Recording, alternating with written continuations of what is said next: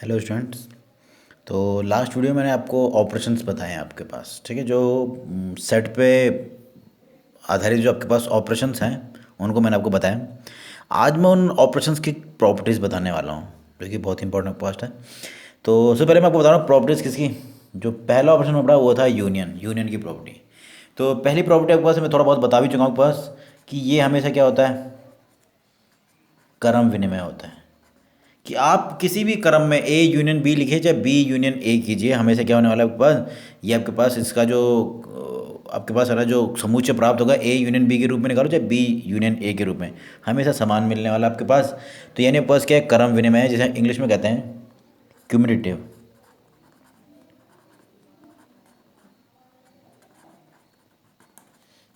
Cumulative law. यानी आपके पास क्या है, ये आपके पास क्या होने वाला है, क्रम विनिमय का जो नियम है उसको फॉलो करता है आपके पास, ठीक। दूसरा आपके पास इसका नियम आपके पास होता है वो है सहचर्य। ये नियम हमने है ना संख्याओं पर आधारित भी पढ़े आपके पास। तो आपके पास वो यहाँ पर आपके पास आ रहे हैं। तो देखो ऊपर कि ये आपके पास क्या होने वाला है, सहचर्य भी होने वाला है, यानी एसोसिएटिव, मतलब A union B union C equal to A union B union C. आप किसी भी क्रम में आपके पास तीन समुच्चयों का यूनियन ले लीजिए, आपके पास क्या मिलने वाला है, जो प्राप्त समुच्चयों का वो क्या होगा, सेम। ये आपके पास है एसोसिएटिव लॉ। यानी ये आपके पास क्या हो गया, सहचर्य भी होता है आपके पास इसका जो, यानी आपके पास जो यूनियन के लिए जो सहचर्य का नियम है वो फॉलो होता है आपके पास, ठीक। इसके बाद आपके पास आता है तत्समक नियम, यानी लॉ ऑफ आइडेंटिटी आपके पास, ठीक है। तो देखो आपके पास तीसरी प्रॉपर्टी आपके पास इसकी है यूनियन की। अगर जब भी हम ए यूनियन फाई करें तो मुझे क्या प्राप्त होगा, ए किसी भी क्रम में कर लीजिए, आपको मालूम है कि क्या होता है आपके पास जो यूनियन है वो क्या है, क्रम विनिमय। तो किसी भी क्रम में आप ना किसी समुच्चय ए का यूनियन लीजिए फाई समुच्चय के साथ, तो हमें क्या प्राप्त होगा, ए ही प्राप्त होगा। क्योंकि मुझे मालूम है फाई क्या है, ए का उपसमुच्चय है, और उपसमुच्चय के केस में मुझे क्या मिलता है, यूनियन के केस में अधिसमुच्चय प्राप्त होता है, और जबकि इंटरसेक्शन के केस में क्या मिलता है, उपसमुच्चय प्राप्त होता है, ठीक है। तो ये आपके पास है लॉ ऑफ आइडेंटिटी एलिमेंट, ठीक। ये हो गया लॉ ऑफ आइडेंटिटी। आइडेंटिटी से हिंदी में कहते हैं तत्समक आपके पास, ठीक है। यहाँ पर जो फाई होता है वो आपके पास क्या है, फाई क्या है, ऑपरेशन जो यूनियन है उसका लेके तत्समक अव्यय है। यहाँ पर आपके पास जो फाई है इज आपके पास आइडेंटिटी एलिमेंट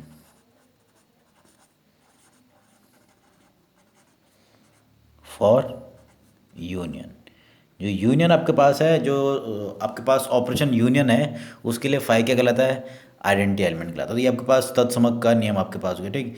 फिर आपके पास था एक बहुत इंपॉर्टेंट नियम आपके पास है, इसे कहते हैं वर्ग सम नियम। यानी आपके पास आइडम पोटेंट लॉ कहलाता है आपके पास इंग्लिश में, या हिंदी में आपके पास वर्ग सम नियम आपके पास। जब भी किसी समुच्चय का स्वयं के साथ अगर यूनियन ले लिया जाए तो हमें से क्या मिलेगा, वो ही आपके पास समुच्चय प्राप्त होने वाला आपके पास है। तो ये होता है वर्ग सम या आइडम पोटेंट लॉ।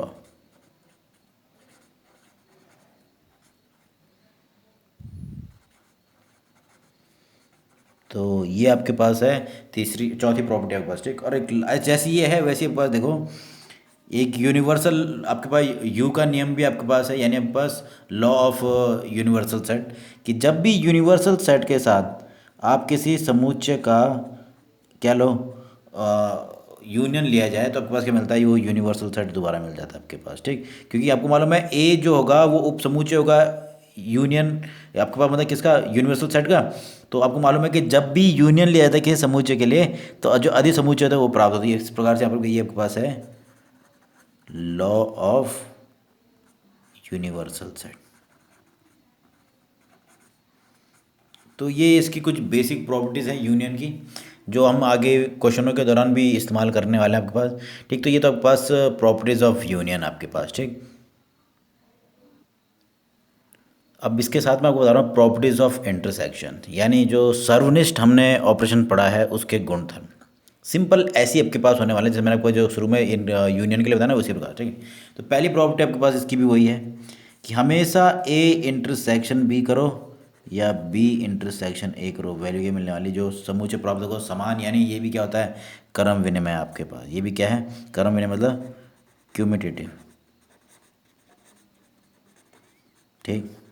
ये जो क्रम विनिमय का नियम है उसको ये करता है, ये उसको फॉलो करता है इंटरसेक्शन भी। दूसरी प्रॉपर्टी वही सहचर्य वाली, A intersection B intersection C equal to A intersection B intersection. तो यानी आपके पास ये भी क्या है, एसोसिएटिव लॉ को फॉलो करता है, सहचर्य के नियम को फॉलो करता है आपके पास। ठीक, तो ये आपके पास इस प्रकार से आपके पास इसकी दूसरी प्रॉपर्टी प्राप्त हो रही है आपके पास। ठीक, इसी प्रकार से आपके पास देखिए जो आपके पास प्रॉपर्टी आपके पास आई है वो आपके पास है पहले क्रम विनिमय, दूसरा सहचर्य।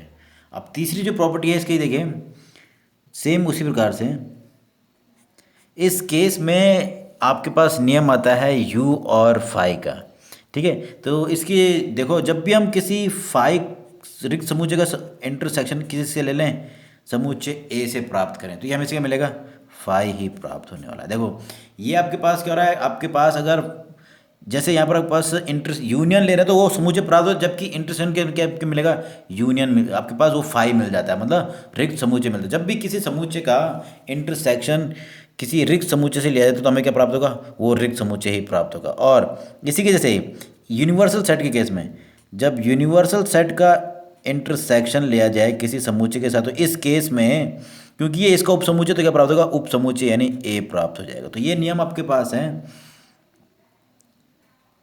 Law of phi and U. जब समुच्चय के साथ रिक्त समुच्चय का इंटरसेक्शन ले रहे तो मिलेगा आपको फाई, ठीक, यानी रिक्त समुच्चय मिलेगा। जब यूनिवर्सल सेट के साथ उस समुच्चय का इंटरसेक्शन ले तो क्या मिलेगा, वही समुच्चय प्राप्त होगा। तो ये नियम क्या रहता है आपके पास, रिक्त समुच्चय और यूनिवर्सल सेट का समुच्चय का नियम आपके पास, ये आपके पास है फाई और यू के नियम आपके पास। ठीक, इसकी चौथी प्रॉपर्टी भी जैसे हमने, अब मैं जो चौथी प्रॉपर्टी बता रहा हूँ उसमें भी वो सेम है आपके पास जो हमने ना यूनियन के केस में पढ़ा था, यानी आपके पास सम्मिलन के केस में पढ़ा था वैसे ही सर्वनिष्ठ के केस में भी है सेम आपके पास। जब किसी समुच्चय का स्वयं का इससे इंटरसेक्शन लिया जाता है वहाँ पर क्या मिल रहा था, जब वहाँ पर यूनियन ले रहे थे वहाँ पर भी ए प्राप्त हो रहा है, और यहाँ पर भी जब हमारा किसी समुच्चय का स्वयं के साथ इंटरसेक्शन लेते हैं तो वही समुच्चय दोबारा से प्राप्त होता है। और ये आपके पास क्या कहलाता है, ये कहलाता है वर्ग सम नियम। क्या कहलाता है, वर्ग सम नियम, यानी आपके पास आइडेम्पोटेंट लॉ, ये इसको फॉलो करता है, यूनियन भी करता है फॉलो। ठीक, और पांचवी प्रॉपर्टी आपके पास है, ये आपके पास है वितरण या बंटन का नियम है, जिसे हम कहते हैं डिस्ट्रीब्यूटिव प्रॉपर्टी। ठीक, तो ये किस प्रकार से देखो, A intersection B union C, यहाँ पर मैं इंटरसेक्शन को यूनियन पर वितरित करूँगा तो ये हो जाएगा आपके पास देखो A intersection B union A intersection C. तो जैसे मल्टीप्लाई वाला केस हो ना, मल्टीप्लाई इससे भी होगा ये इससे भी होगा ना, तो वैसे ही ये क्या होगा, जब इसका वितरित करेंगे इस इंटरसेक्शन को यूनियन पर तो इसका इंटरसेक्शन इससे भी लेंगे, फिर यूनियन, फिर इसका इंटरसेक्शन सी के साथ भी लेंगे। तो ये आपके पास है डिस्ट्रीब्यूटिव लॉ।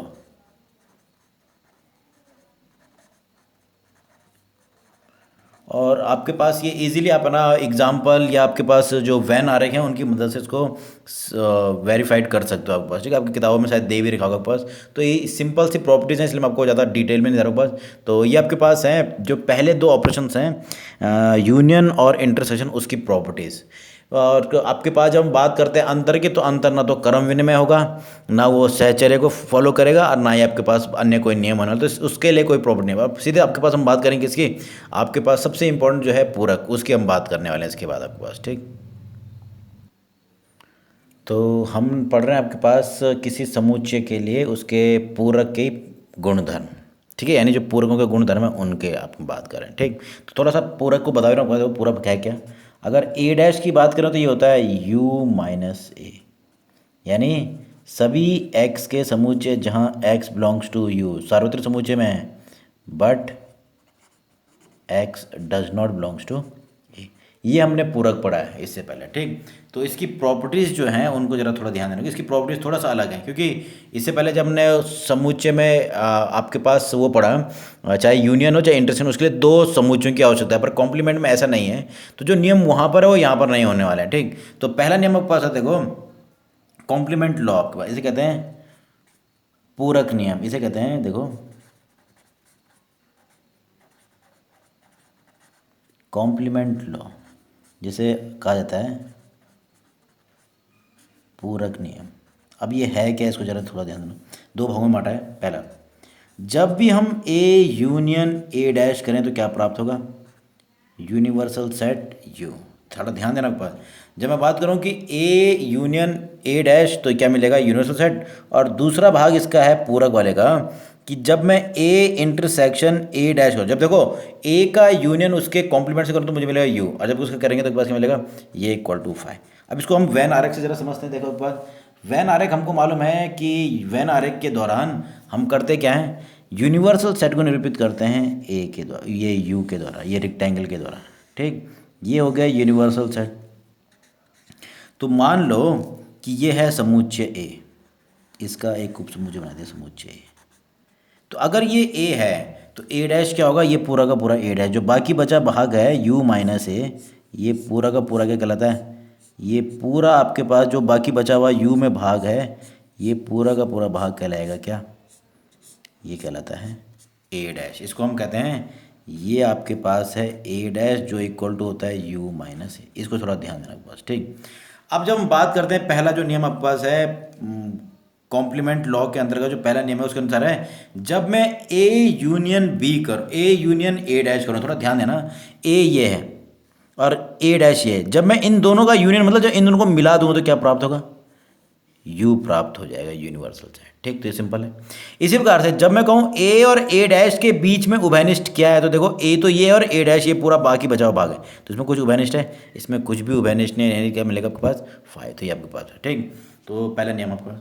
दूसरा नियम आपके पास है, ये आपके पास कहलाता है डबल कॉम्प्लीमेंटेशन लॉ आपके पास। ठीक है, यानी द्विपूरक नियम, इसे कहते हैं डबल कॉम्प्लीमेंटेशन लॉ, या हिंदी में कहते हैं आपके पास द्विपूरक नियम। दूसरा आपके पास हिंदी में क्या कहते हैं, द्विपूरक नियम। सिंपल सा है, अगर हम थोड़ा ध्यान दो कि किसी समुच्चय के पूरक का पूरक ले लें, तो थोड़ा ध्यान देना, समुच्चय के पूरक का पूरक ले लें तो क्या मिलेगा, दोबारा से ए ही प्राप्त होगा। तो सिंपल सा आपके पास नियम है, इसको ज़्यादा बता नहीं रहा डिटेल में। तो ये आपके पास है आपके पास द्विपूरक नियम, यानी डबल कॉम्प्लीमेंटेशन लॉ। जब भी हम किसी समुच्चय का, जैसे मैंने कहा ये ए डैश था, अगर मैं इसका दोबारा से पूरक ले लूँगा ना तो मुझे क्या प्राप्त होने वाला है, दोबारा से ए प्राप्त होने वाला है आपके पास। ठीक, तो जैसे आपके पास ये ए डैश है, तो ए डैश ये था, तो इसका परिवर्त लेंगे तो डैश आएगा, तो क्या होगा आपके पास, इसका परिवर्त कैसे लेते हैं, वही यू माइनस ए। तो देखो इस सिंपल सा अगर आपको सॉल्व करना है तो मैं आपको बताऊंगा किस प्रकार से ये ए डैश का डैश इक्वल टू ए प्राप्त होने वाला, मैं बता रहा हूँ पास। देखो,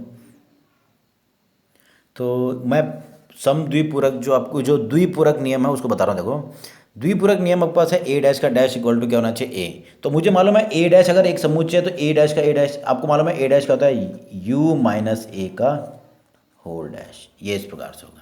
ठीक, तो जब मैं ये एक समुच्चय और इसका मैंने परिवर्त हो जाएगा यू माइनस ए। तो जब इसको सिंप्लीफाई करें तो क्या हो रहा है, यू से यू कैंसिल और माइनस माइनस ए का क्या हो जाएगा, प्लस ए, यानी क्या मिल रहा है, ए डैश का होल डैश। तो आपको क्या प्राप्त हुआ है, आपको प्राप्त हो गया है जो द्विपूरक नियम है वो प्राप्त हो जा रहा है। आपके पास ए डैश का डैश इक्वल टू क्या होता है, हमेशा ए प्राप्त होता है। तो ये आपके पास हो गया डबल कॉम्प्लीमेंटेशन लॉ। इसके बाद जो नियम आपके पास है वो बहुत इंपॉर्टेंट है, ये कहलाता है डी मॉर्गन्स रूल। देखो पर या लॉ आपके पास। ठीक है, तीसरी जो प्रॉपर्टी है बहुत इंपॉर्टेंट है, ये है डी मॉर्गन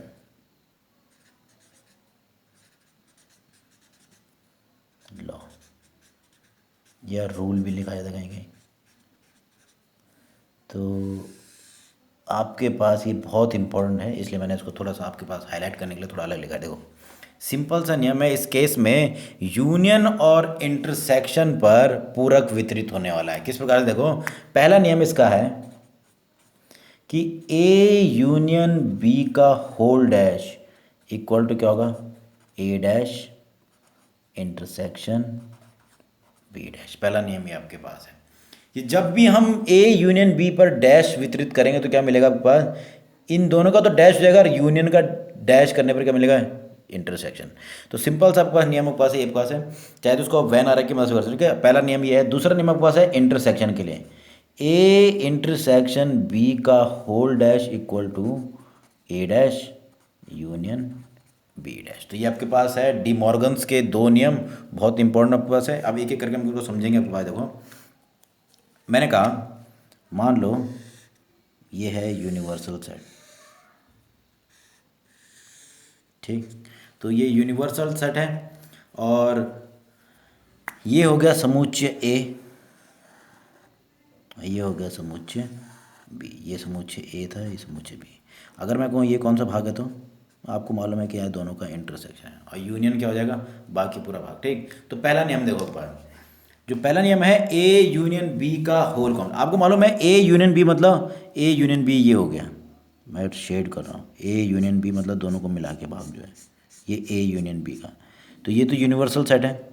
इसका डैश मतलब समझ रहे हो, इसका पूरक, पूरक मतलब इन दोनों को छोड़ के जो बाकी बचे गैप हुआ, मतलब ये जो पूरा बाहर वाला भाग है ना, ये जो डॉट डॉट में कर रहा हूँ, ये पूरा का पूरा क्या कहलाएगा, ये भाग कहलाता आपके पास ए यूनियन बी का कॉम्प्लीमेंट। थोड़ा ध्यान देना भाग, ये जो मैं डॉट डॉट इस पर कर रहा हूँ, तो ये आपके पास भाग क्या कहलाएगा, ए यूनियन बी का कॉम्प्लीमेंट। क्योंकि ए यूनियन बी तो ये अंदर वाला भाग है जो मैंने लाइन से शेड किया है, और ये क्या है, ए यूनियन बी का कॉम्प्लीमेंट मतलब जो इसके बाकी जो बचा हुआ भाग है यूनिवर्सल सेट में, ये आपका यूनियन। तो इसका डैश है। तो अब जरा थोड़ा ध्यान दो, ए डैश, जब मैं बात करूँ ए डैश की तो ये ए है, इसके अलावा जितना भी भाग पूरा था वो क्या था, ए डैश है। और इंटरसेक्शन बी, बी ये है, बी का डैश क्या होगा पूरा इसके भाग जो है, तो उन दोनों का उभयनिष्ठ भाग क्या है, ए यूनियन बी आपके पास, ठीक। तो थोड़ा सा आपके पास सिंपल सा ही आपके पास है। थोड़ा फिगर को अगर आप देखो गौर से, तो जब मैं बात कर रहा हूँ ए, अब इसको फिगर को मैंने दो भागों में बांट दिया। पहले ए के हिसाब से बनाया, ए के हिसाब से बना, देखो ए के हिसाब से बना, ये मैंने अलग बना दिया, ये हो गया समुच्चय ए। तो ए डैश क्या रहा होगा, आपको मालूम है ये ए है, तो ए डैश कौन सा रहा होगा, ये वाला भाग, ये जो बाकी बचा हुआ भाग ये पूरा क्या है, ए डैश है। ये हो गया आपके पास ए डैश। इसी प्रकार बी के हिसाब से बनाऊंगा मैंने इसी फिगर को बी के हिसाब से बनाया, ठीक। तो ये हो गया समुच्चय बी। तो बी डैश क्या रहा होगा, आपको मालूम है बी डैश क्या रहेगा, बी डैश हो गया ये, ठीक। तो ये क्या हो गया, ये आपके पास बाकी बचा क्या हो गया, बी डैश।